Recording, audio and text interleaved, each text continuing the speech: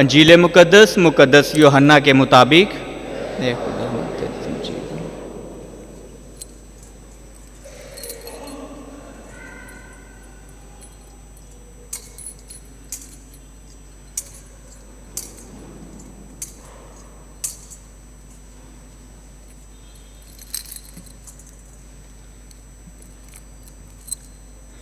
اس وقت عید فصح سے پہلے یسوع یہ جانتے ہوئے کہ میرا وقت آ پہنچا ہے کہ دنیا سے رحلت کر کے باپ کے پاس جاؤں، جبکہ اپنوں کو جو دنیا میں تھے پیار کرتا تھا اور انہیں آخر تک پیار کرتا گیا۔ اور شام کا کھانا کھاتے وقت جبکہ شیطان نے یہودا بن شمعون اسکریوتی کے دل میں ڈالا تھا کہ اسے پکڑوائے، یہ جانتے ہوئے کہ باپ نے سب چیزیں میرے ہاتھ میں کر دی ہیں اور کہ میں خدا سے نکلا اور خدا کے پاس جاتا ہوں، اس نے کھانے سے اٹھ کر اپنا لباس اتارا اور ایک کتانی کپڑا لے کر اپنی کمر پر باندھا، اور اس کے بعد باسن میں پانی ڈال کر شاگردوں کے پاؤں دھوئے، اور جو کتانی کپڑا کمر میں باندھا تھا اس سے پونچھنے لگا۔ پس وہ شمعون پطرس کے پاس آیا، اس نے اس سے کہا، اے خداوند، کیا تو میرے پاؤں دھوتا ہے؟ یسوع نے جواب میں اس سے کہا کہ جو کچھ میں کرتا ہوں اب تو نہیں جانتا، مگر بعد میں سمجھے گا۔ پطرس نے یسوع سے کہا کہ تو میرے پاؤں ابد تک کبھی نہ دھو پائے گا۔ یسوع نے اسے جواب دیا، اگر میں تجھے نہ دھوؤں تو تیرا میرے ساتھ کوئی حصہ نہ ہوگا۔ شمعون پطرس نے یسوع سے کہا کہ اے خداوند، صرف میرے پاؤں ہی نہیں بلکہ میرے ہاتھ اور میرا سر بھی۔ یسوع نے اس سے کہا، جو نہا چکا ہے اسے دھونے کی حاجت نہیں، بلکہ سراسر پاک ہے۔ تم بھی پاک ہو، لیکن سب کے سب نہیں۔ چونکہ وہ اپنے پکڑوانے والے کو جانتا تھا، اس لیے اس نے کہا کہ تم سب پاک نہیں ہو۔ پس جب وہ ان کے پاؤں دھو چکا اور اپنے کپڑے پہن کر پھر بیٹھ گیا تو ان سے کہا کہ کیا تم سمجھتے ہو کہ میں نے تمہارے ساتھ کیا کیا ہے؟ تم مجھے استاد اور خداوند کہتے ہو اور خوب کہتے ہو، کیونکہ میں ہوں۔ پس جب میں نے استاد اور خداوند ہو کر تمہارے پاؤں دھوئے تو چاہیے کہ تم بھی ایک دوسرے کے پاؤں دھویا کرو۔ اس لیے میں نے تمہیں نمونہ دیا ہے تاکہ جیسا میں نے تمہارے ساتھ کیا ویسا ہی تم بھی کرو۔ انجیل پاک کے وسیلہ سے ہم سب کے گناہ معاف کیے جائیں۔ عزیز بھائی اور بہنوں، آج کی شام ہم سب کے لیے بڑی اہم شام ہے۔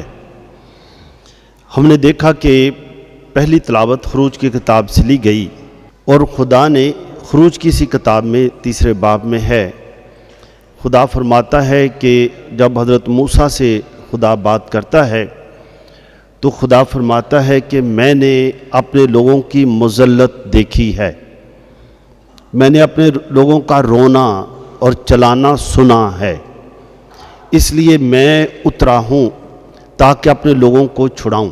بنی اسرائیل مصر میں کوئی 430 سال تک غلام تھے، اور ابھی غلامی، تشدد، ظلم کی انتہا یہ تھی کہ آخر میں بادشاہ نے یہ اعلان کر دیا کہ یہ اپنے خصوصی طور پر بیٹوں کو نہیں رکھ سکتے، ان کی مکمل نسل ختم کر دی جائے۔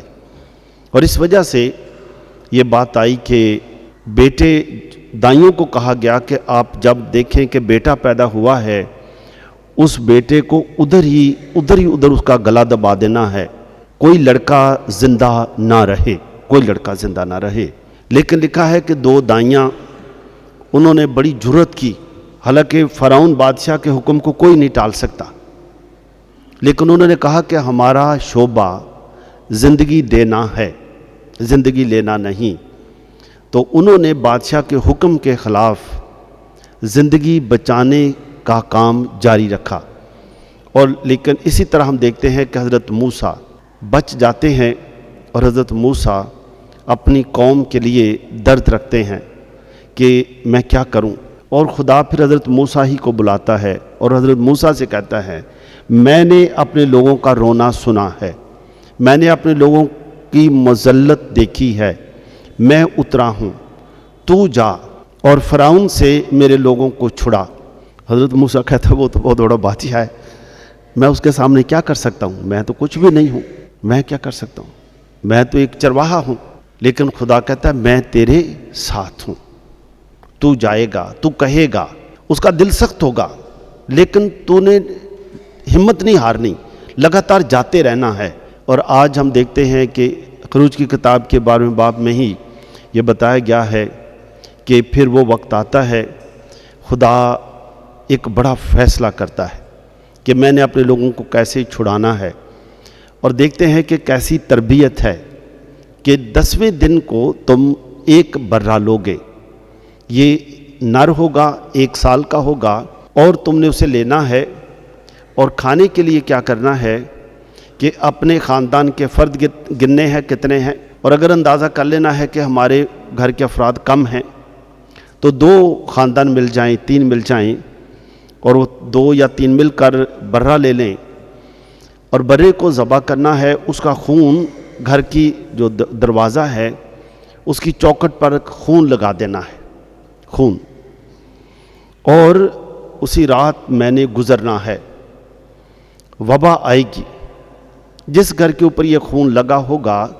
وہ بچ جائے گا، جہاں نہیں ہوگا ان کے پلوٹے مار دیے جائیں گے۔ اور پھر یہ بھی بتایا گیا، دیکھیں ترتیب دیکھیں کتنی اچھی ہے کہ تم نے پھر برے کو ذبح تو کر لیا، خون بھی لگا لیا، اور اس کے گوشت کو بھوننا ہے اور تیار ہو جانا ہے، اور کمر پر پٹکا بھی باندھ لینا ہے، جوتیاں پہن لینی ہیں، اور کڑوی ترکاری بھی لینی ہے، اور روٹی خمیری نہیں ہونی چاہیے، مطلب یہ تازہ روٹی ہوگی، سب کچھ کر کے، اور اس کا گوشت اسی رات کو کھانا ہے، اسی رات کو کھانا ہے، کوئی بھی چھوڑنا نہیں ہے، اسی رات کو کھانا ہے، اور پھر اسی رات کو سفر کرنا ہے، اسی رات کو یہاں سے چلے جانا ہے، تو غلامی کی سرزمین سے آزادی کی طرف چلنا ہے۔ اب تمہارا سفر غلامی کی جو داستانیں ختم ہو گئی، غلامی کی گھڑیاں ختم ہو گئیں، اب تمہارا سفر آزادی کا ہے۔ اور اگر پوچھے گا تو کہنا کہ ہم نے اس پہاڑ پر جا کر خدا کی بندگی کرنی ہے، خدا کی بندگی پہاڑ پر جا کر۔ تو یہ بھی بتایا گیا کہ تم نے جب یہاں سے آزادی کے لیے نکلنا ہے تو اس کے بعد خدا کی بندگی کرنی ہے، خدا کا شکر ادا کرنا ہے کہ خدا نے اپنے بڑے بازو کے ساتھ، قوت کے ساتھ فرعون جیسے بادشاہ سے ہمیں چھڑایا ہے، تو جا کر خدا کی بندگی کرنا ہے، شکر ادا کرنا ہے۔ اور پھر لکھا کہ یہ عید تمہارے لیے نسل در نسل ہوگی، ہر سال تم نے یہ منانی ہے، نسل در نسل۔ اس کو ہی عید فصح کہتے ہیں، عید فصح۔ اور یہودی آج بھی اسے اس وقت سے لے کر آج بھی نسل در نسل اسے مناتے ہیں، آج بھی۔ یہ عید آج ہم تو جمعرات کو مناتے ہیں ہمارے ایسٹر کی وجہ سے، لیکن وہ بھی مناتے انہی دنوں میں ہیں، ہو سکتا ہے ان کی عید بدھ کو آ جائے یا منگل کو بھی آ سکتی ہے، جمعرات کو بھی آ سکتی ہے، تھوڑی سی فرق ہے، لیکن ہوگی ان دنوں میں، ان دنوں میں ہوتی ہے عید بھی ان کی بھی۔ اور یہ عید جب وہ مناتے ہیں آج کل مناتے ہیں، تو وہ جس طرح سے یہ جو باتیں بتائی گئیں، برا ذبح کیا جائے گا، اور وہاں پر وہ جس طرح یہ التار لگایا گیا ہے، ٹیبل ہے کھانے کا، تو اس پر لگا کر برا بھی ہوگا، اور کڑوی ترکاریاں بھی ہوں گی، کوئی سمجھ لے کہ کوئی بہت کڑوی سی کوئی چیز رکھیں گے، ترکاری ہو سکتا ہے، چٹنی ہو سکتا ہے، کچھ بھی ہو سکتا ہے، اور روٹیاں بھی ہوگی، اور 4 مے کے پیالے بھی ہوں گے، مے کے 4 بھرے ہوئے پیالے۔ اس کا مطلب یہ ہے کہ مے کے پیالوں کا مطلب یہ ہے کہ ہم آزاد ہیں، یہ بھرپوری کا وقت ہے، غلامی کا وقت نہیں ہے، ہم آزاد ہیں، بھرپوری کا وقت ہے، اور اس بھرپوری کے وقت میں خدا نے ہر چیز ہمیں بھرپوری سے دی ہے۔ تو گھر کا چھوٹا بچہ، مثال کے طور پر اگر یہ خاندان بیٹھا ہے تو خاندان میں جو چھوٹا بچہ سب سے، وہ اپنے بزرگ سے جو گھر میں بڑا ہے اس سے سوال پھر کرتا ہے کہ آج کی شام باقی شاموں سے فرق کیوں ہے؟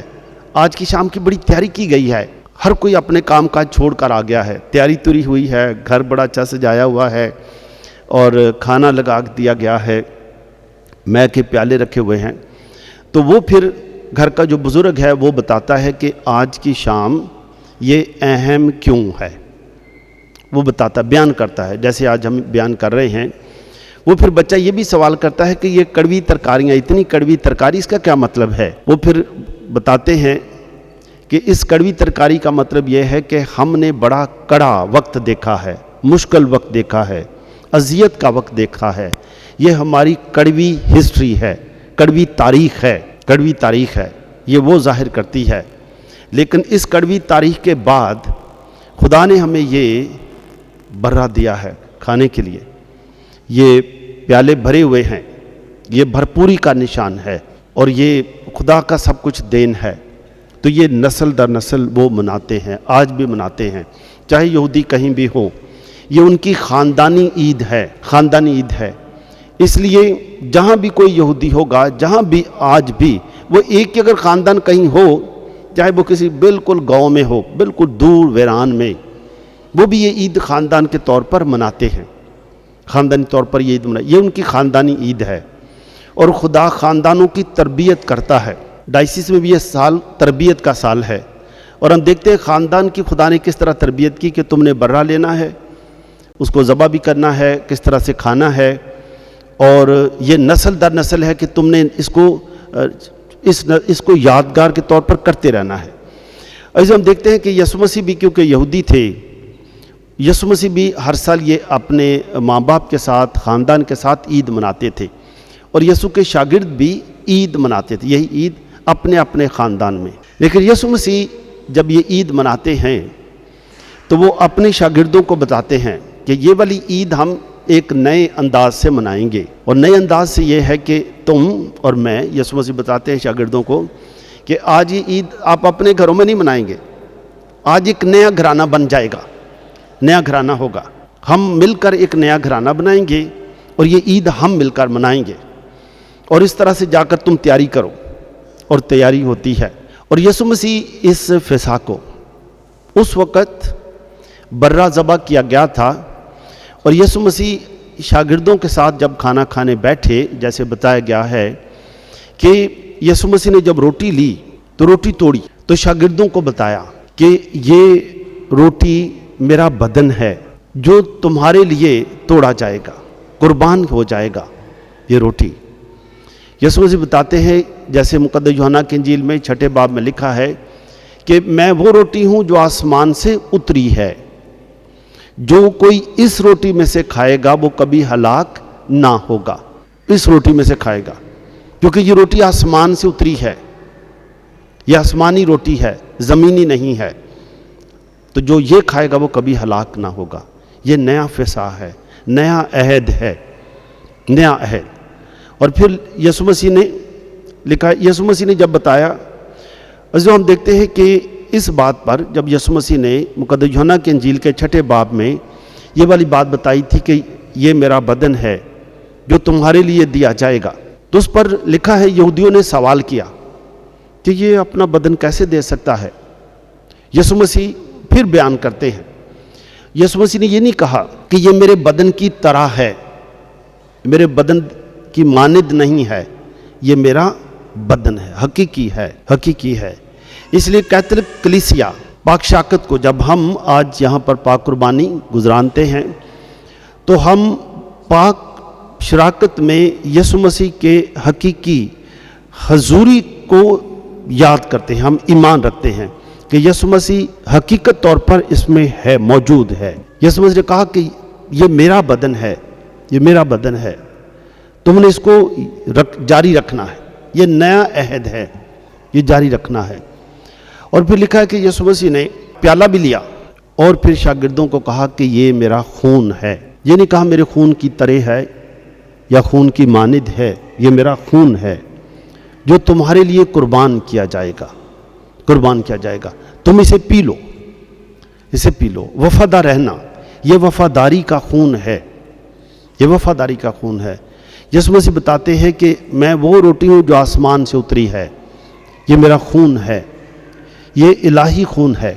جس طرح سے میں باپ کا وفادار ہوں، تمہاری اب اس خون کو لینے کے بعد تمہارے جسم میں بھی، تمہاری رگوں میں اب یہی خون ہوگا، اور تم بھی موت تک وفادار رہو گے جیسے میں باپ کا وفادار ہوں. یہ آسمانی ہے، زمینی نہیں ہے. تو ہم اس بات کو دیکھتے ہیں کہ شاگرد اس بات کو اب ایمان لاتے ہیں، اور یسوع مسیح نے شاگردوں کو پھر اپنی کہانت میں بھی شامل کیا، پاک شراکت کا ساکرامنٹ مقرر کیا، جس کا ذکر ہم دیکھتے ہیں کہ بعد میں مقدس پولس بھی ذکر کرتے ہیں. آج کرنتھیوں کے نام خط میں ذکر کرتے ہیں. ایسے یسوع مسیح ہمیں بتاتے ہیں کہ یہ خون ہے جو تم نے بھی لینا ہے.